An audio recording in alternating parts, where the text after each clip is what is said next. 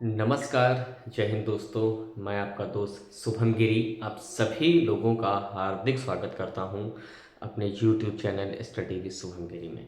दोस्तों, सबसे पहले तो मेरे जितने भी चयनित बीपीएससी टीआरई 3 वाले भाई बहन हैं, आप सभी लोगों को बहुत बहुत बधाई। दोस्तों, सबसे पहले मैं अपना परिचय दे देता हूँ कि मेरा नाम शुभम गिरी है और मेरा चयन बीपीएससी टीआरई 2 में हुआ था, ठीक है। और मेरी जो पोस्टिंग हुई थी वो मुजफ्फरपुर डिस्ट्रिक्ट में हुई थी।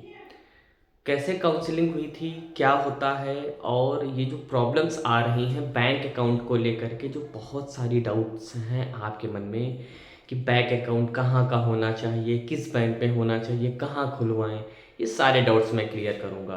और दूसरा जो सबसे ज़्यादा प्रॉब्लम वाली बात आ रही है, मेरे पास इंक्वायरी आ रही है कि सर नाम में प्रॉब्लम है, इसको लेकर के क्या करें। तो दोस्तों, ये सारे डाउट मैं आज के वीडियो में क्लियर करने वाला हूँ और आपको बताऊँगा कि सही चीज़ क्या है, कहाँ पर बैंक अकाउंट खुलवाएं, किस बैंक में खुलवाएं, क्या करें, और नाम में मिस्टेक है तो उसके लिए आपको क्या करना है। घबराने वाली दोस्तों कोई बात नहीं है, ठीक है।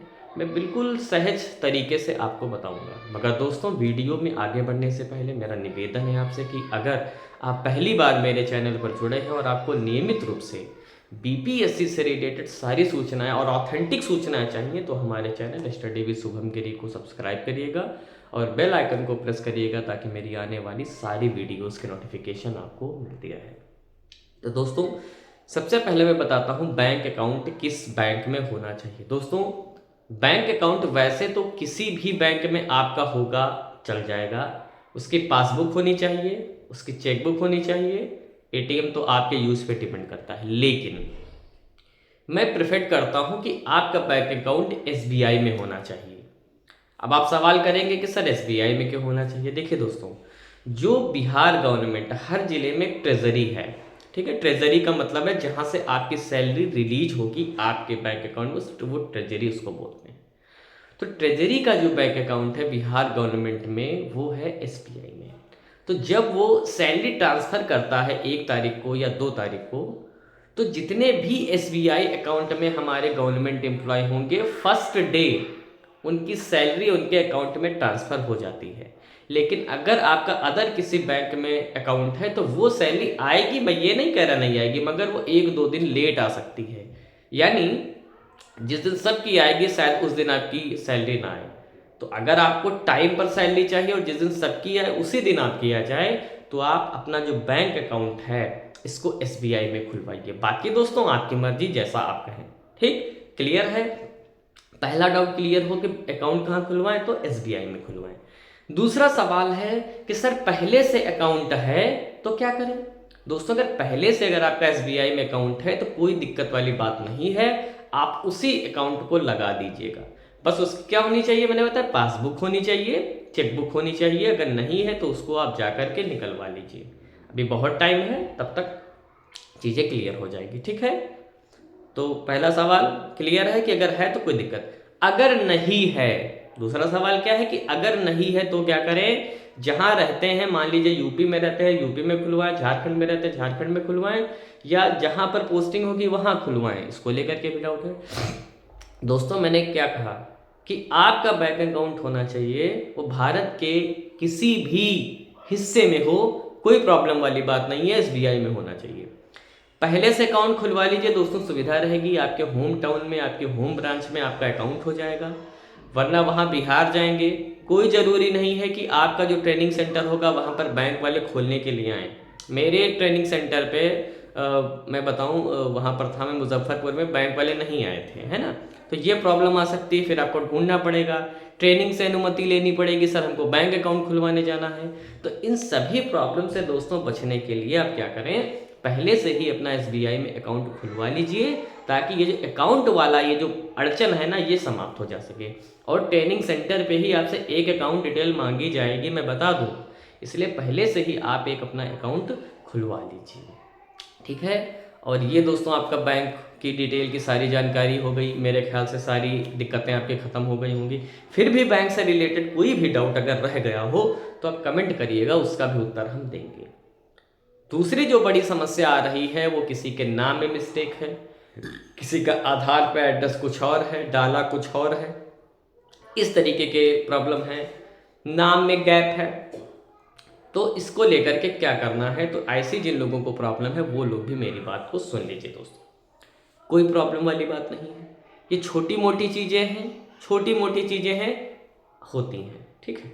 आपको करना ये है कि जो भी आपके नाम में प्रॉब्लम है अपनी तहसील से, जिस भी तहसील से आप होते हैं, हर ज़िले में तहसीलें होती हैं, आप भी किसी न किसी तहसील के निवासी होंगे, तहसील में जा कर के एक एफिडेविट, जिसको हिंदी में शपथ पत्र बोलते हैं, उसको आप बनवा लीजिए, घोषणा पत्र है ना, उसको आप बनवा लीजिए। और जो टाइप वहाँ पर करते हैं ना, उनको हम मैटर बता देंगे, उनको सब पता है, दसियों सालों से वो यही काम कर रहे हैं, सिर्फ हम मैटर बताएंगे कि सर नाम में मिस्टेक है, कर लीजिए। लेकिन उसको आप जब डीबी काउंसलिंग कराने के लिए जाइएगा ना, उसको अपने पास रखे रहिएगा, उसको अपने पास रखे रहिएगा, क्योंकि वो मांगेगा नहीं। घोषणा पत्र शपथ पत्र वगैरह लेते नहीं है डीबी में, हो सकता है मांग ले, इस बार कुछ चेंज करे तो मांग ले कि दीजिए, तो आप दीजिए, वरना बिल्कुल मेला वाली भीड़ होगी वहाँ पर, जैसे कुंभ का मेला लगता है, काउंसलिंग सेंटर पे इतनी ज़्यादा भीड़ होगी, ठीक है। और वहाँ पर बहुत ही पोलाइटली पेश आते हैं, इतना पहली चीज़ तो बहुत ज़्यादा नहीं देखते हैं, देखेंगे भी तो वो आप बता देंगे ना, मान जाते हैं, जैसे कुमारी है, केएम है, ये बहुत ही बेसिक मिस्टेक्स होती हैं जो हो जाती हैं हर जगह। तो इस पर कोई घबराने वाली बात नहीं है, कोई समस्या वाली बात नहीं, जिन लोगों को नाम को लेकर के मिस्टेक है, ठीक, बनवा लीजिए घोषणा पत्र, एफिडेविट, मांगे तो देना, नहीं मांगेंगे रखे रहना है पॉलीथीन में, कोई बात वाली बात नहीं है, मगर बनवा करके ले जाना है अपनी सेफ्टी के लिए, ठीक है। करेक्टर सर्टिफिकेट नहीं लगता है, पहले ही बता दूं, बनवाने की ज़रूरत नहीं है। मेडिकल सर्टिफिकेट नहीं लगता है, बनवाने की ज़रूरत नहीं है।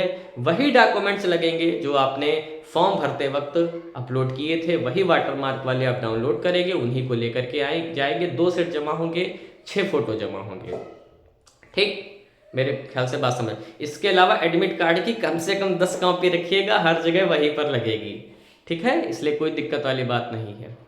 अब सवाल ये आता है कि काउंसलिंग कब से स्टार्ट होगी, तो इसका जवाब सुन लीजिए दोस्तों। रिजल्ट आ चुका है, नवंबर के आखिरी हफ्ते में अथवा दिसंबर के फर्स्ट वीक में आपकी काउंसलिंग यानी डॉक्यूमेंट वेरिफिकेशन शुरू हो जाएगा।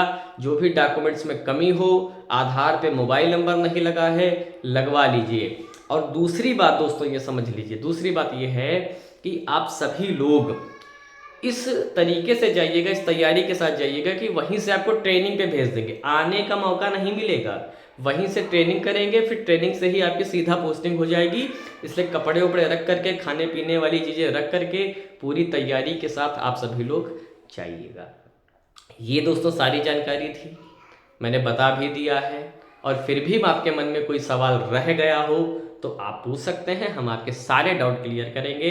सारी चीज़ें मैंने अनुभव की हैं, सब कुछ झेला है, ठंड में पोस्टिंग हुई थी, पूरी ठंड झेले हैं। बिहार में ठंड ज़्यादा है, जो लोग यूपी से जा रहे हैं बता दूं, गर्म कपड़े रख करके ले जाइएगा।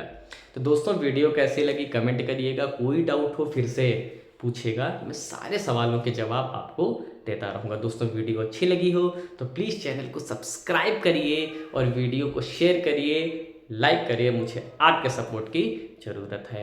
तो दोस्तों आज के वीडियो में बस इतना ही रखते हैं, जैसे ही हमें अन्य कोई अपडेट मिलेगी हम तुरंत उपस्थित हो जाएंगे आपके समक्ष वो नई वीडियो लेकर के।